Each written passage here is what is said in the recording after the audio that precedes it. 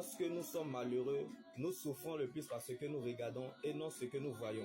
Nous malmenons le regard des autres et non nous-mêmes notre propre regard. Comme certaines personnes, c'est lorsqu'ils font du mal qu'ils éprouvent de la joie. Ce tapage se propage jusqu'aux extrémités de la terre et le malheur se propage de nation en nation parce que l'Éternel est en conflit avec les nations. Une grande tempête se lève depuis les extrémités de la terre par des disputes de mots ne servent à rien.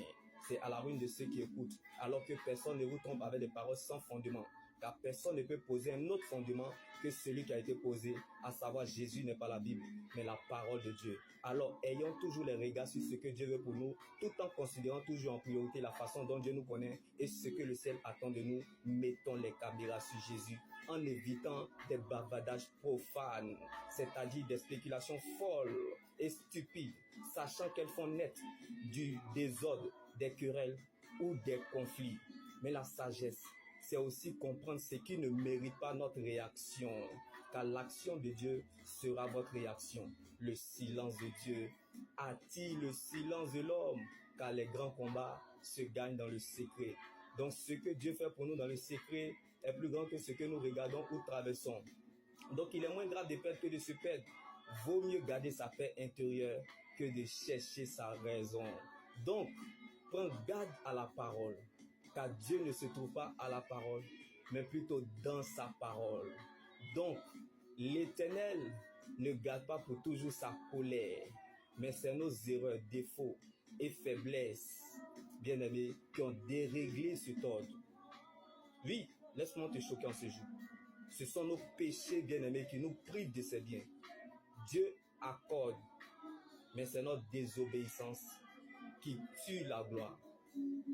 Mais béni soit l'homme, bien-aimé, qui fait confiance à l'Éternel et qui place son espérance en lui. Il ressemble à un arbre planté près de l'eau. Et ses racines s'étendent vers le cours d'eau. Il ne s'aperçoit pas de la venue, bien-aimé, de la chaleur. Et son feuillage reste vert.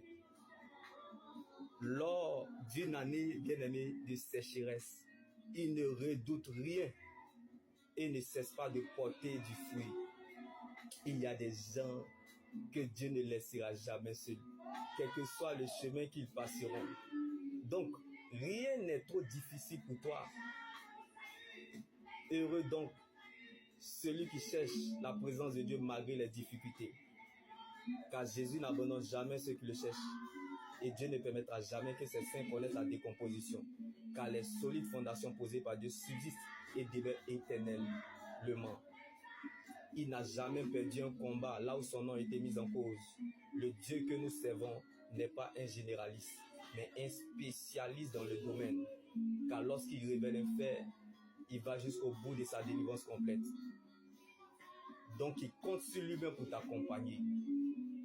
Car il ne peut jamais mal finir ce qu'il a bien commencé. Alors, ne cherche pas à savoir comment Dieu va faire, mais cherche plutôt à savoir que Dieu va le faire, car la course ne s'arrête pas au milieu, mais plutôt à la fin. Donc, ne regarde pas la parole de ta situation, mais marche vers ta fin. Car l'homme spirituel ne tient pas compte du commencement, mais marche vers la fin. Alors, ne cherche pas à comprendre ce qui se passe, mais cherche plutôt à savoir comment il va finir. Jésus est la finalisation de ce qui commence. Même si le Seigneur n'est encore rien dit, mais je sais que tu dois garder ce qu'il t'a dit. La bénédiction n'a pas d'adresse. Alors que les gens veuillent ou pas, la bénédiction repose sur vous comme Jésus dormait pendant la tempête. Si tu ne crois pas au témoignage des autres, tu ne croiras pas à ton miracle, comme les disciples pendant la tempête. Nous appelons la paix en décidant d'être calme dans le présent. Donc si cette situation refuse d'entendre le langage humain, elle entendra le langage divin. Cette épreuve, comme les disciples pendant la tempête, est la preuve du juste jugement de Dieu pour que vous soyez trouvés dignes du royaume de Dieu. Car la foi doit être éprouvée avant d'être approuvée. Donc tes épreuves viennent en fonction de la foi que Dieu a déjà disposée en toi. Donc la grandeur ne surprend pas les grands. car chacun a ses épreuves taillées à sa propre mesure.